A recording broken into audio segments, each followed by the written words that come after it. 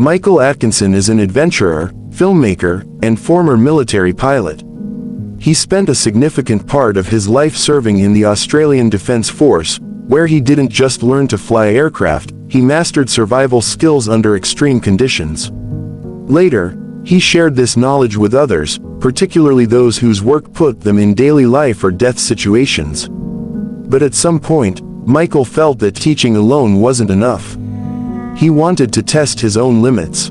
That's when he made a bold decision. He would craft a traditional dugout canoe from a massive tree trunk entirely by hand and then undertake a solo journey of around 1,500 kilometers along Australia's Great Barrier Reef. It sounds daring, but in reality, the challenge was far greater. This wasn't a modern boat, it was a dugout canoe, made from a single tree trunk using techniques that have been employed for thousands of years across various cultures. In those times, there were no machines or modern tools, only hands, skill, and patience. On the surface, making such a canoe seems straightforward, but it is incredibly precise work. The inner wood of the tree is hollowed out carefully, while the outer shell must remain intact, as it forms the main structure that keeps the boat afloat. Cut too much, and the wood weakens; cut too little, and the boat becomes too heavy.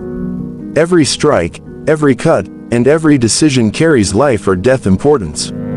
The beauty of the dugout canoe lies in its simplicity. It has no joints, no separate parts, everything comes from a single tree trunk. This simplicity makes it incredibly strong, durable, and resilient in water.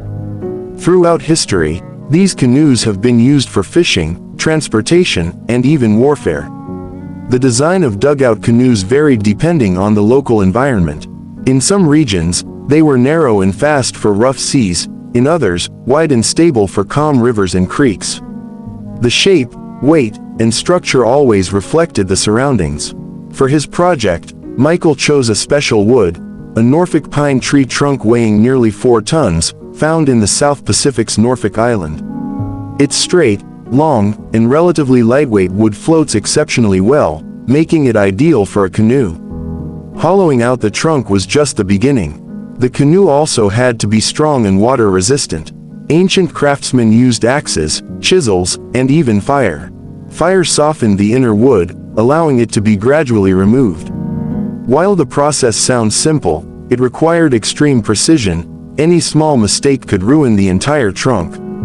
Once hollowed, the canoe needed to be sealed.